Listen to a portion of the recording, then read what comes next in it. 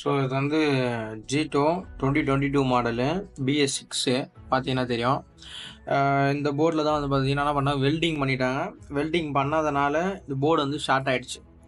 ஷார்ட்னா வந்து பார்த்தீங்கன்னா power ground, main power ground வந்து ஷார்ட்டு. ஓகேங்களா? கண்டினியூட்டி வந்து மீட்டரில் வந்து பார்த்தீங்கன்னா தெரியும் உங்களுக்கு 0 தான் வருது.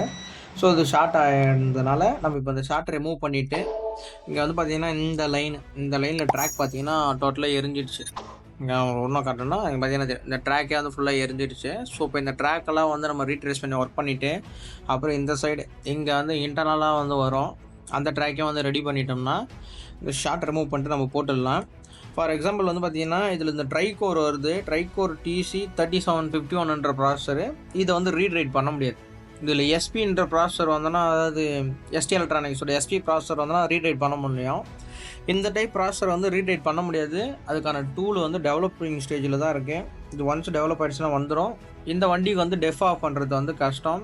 ஐ திங்க் ஃப்ளெக்ஸ் வந்து ரீட் பண்ணணும்னு நினைக்கிறேன். அதை நம்மளுக்கு இந்தியன் மார்க்கெட்டில் இருக்க டூல்ஸில் வந்து எதுவும் இப்போதைக்கு பண்ணுறது இல்லை. இது அப்டேட் பண்ணுவாங்கன்னு நினைக்கிறேன். இது நீங்கள் பண்ணுற மாதிரி ஆப்ஷனில் இருந்தனா இந்த ப்ராசஸர் ரிமூவ் பண்ணிவிட்டு SP ப்ராசஸர் போட்டுட்டு இங்கே வர ரெஸ்டன்ஸ் ஆர்டரு இங்கே, அதுக்கடுத்து வந்து இந்த லைனில் வரும் ரெண்டு ரெஸ்டரு, அதுக்கப்புறம் இங்கே ஒரு IC ஒன்று வைக்கணும். வச்சு சால்ட்ரு பண்ணிட்டீங்கன்னா இந்த போர்டும் என்ன ஆகும்னா ரீட் பண்ணக்கூடிய போர்டாக வந்து மாறும். நல்லா புரிஞ்சிங்கன்னா இங்கே அந்த SP ப்ராசஸர் மாற்றணும். மாற்றிட்டு இங்கே வந்து பார்த்தீங்கன்னா 2 ரெஸ்டர் வந்து சேஞ்ச் பண்ணணும்.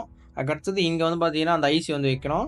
அப்புறம் இங்கேயும் வந்து வரும். இங்கே பார்த்தீங்கன்னா 2 ஸ்லாட் இருக்கும். இங்கேயும் அந்த 2 ரெஸ்டர் வச்சிங்கன்னா இந்த போர்டும் என்ன ஆகும்னா ரீட் பண்ணக்கூடிய போர்டாக மாறும். நான் இப்போதைக்கு வந்து உங்களுக்கு என்ன காட்டுறேன்னா இந்த ஷார்ட்டை ரிமூவ் பண்ணிவிட்டு இந்த ட்ராக்கை பற்ற வச்சுட்டு அதுக்கப்புறமா இந்த போர்டை ஆன் பண்ணிவிட்டு இங்கே வந்து 48 வோல்டேஜ் வரும். அப்புறம் இங்கே வந்து பார்த்தீங்கன்னா பவர் IC தான் இது கிடையாது பவர் IC, இதான் பவர் IC. ஸோ இதிலிருந்து எப்படிலாம் வந்து வோல்டேஜ் வருதுன்றது நான் உங்களுக்கு காட்டுறேன்.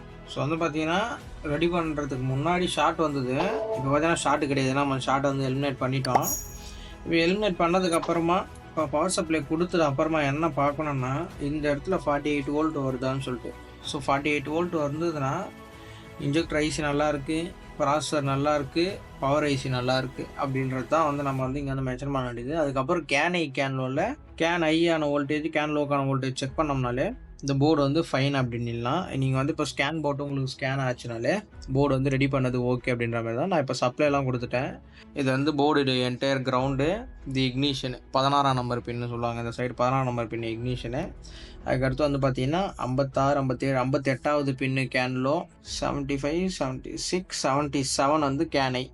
ஸோ இந்த லைனில் வந்து நீங்கள் கரெக்டாக இப்படி கொடுத்துட்டிங்கன்னா கனெக்ஷன் கொடுத்துட்டு போர்டை வந்து பவர் ஆன் பண்ணிவிட்டு இங்கே ஜெனரிக் UOBயில் கிளிக் பண்ணிங்கன்னா ஃபஸ்ட்டு ப்ரோட்டோகால், கேனடோட ஃபஸ்ட்டு ப்ரோட்டோகாலில் மேட்ச் ஆச்சுனாலே போர்டு வந்து ரீட் அண்ட் ரைட் பண்ணுறதுக்கு எனேபிளாக இருக்குது. போர்டில் வந்து எந்த ஒரு பிரச்சனையும் இல்லைன்னு சொல்லிட்டு நம்ம வந்து சொல்லிக்கலாம். இங்கே பார்த்தீங்கன்னா மேட்ச் ஆகிடுச்சு. ஏன்னா பின் நம்பரும் வந்து டிடெக்ட் ஆகிடுச்சு. இப்போ என்ட்ரு கொடுத்துட்டு ஃபைனலாக ஒரு இயர் செக்கிங் என்ன பண்ணால் லைவ் டேட்டா ஸ்ட்ரீம் எல்லாத்தையும் செலக்ட் பண்ணிட்டு எடுத்துகிட்டு ரெஸ்பான்ஸ் இருந்ததுனாலே போதும், உங்களுக்கு வந்து MCU பிரச்சனையே கிடையாதுன்னு சொல்லிட்டு இப்படி வச்சு கன்ஃபார்ம் பண்ணிக்கலாம்.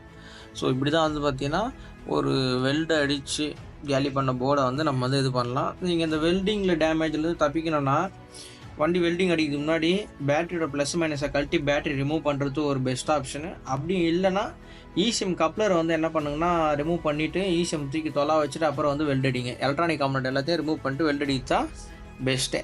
ஓகேவா? இந்த ஸ்டார்ட் பண்ணி வெல்ட் அடிக்கிறதுலாம் வந்து பார்த்தீங்கன்னா பழைய வண்டி தான். இந்த லேட்டஸ்ட்டில் ஸ்டார்ட் பண்ணி வெல்ட் அடிக்க ட்ரை பண்ணாதீங்க. அந்த AC கரண்ட்டில் ரிப்பல்ஸே வந்து போர்டை வந்து டேமேஜ் பண்ணிவிடும். ஓகேவா? தேங்க்யூ.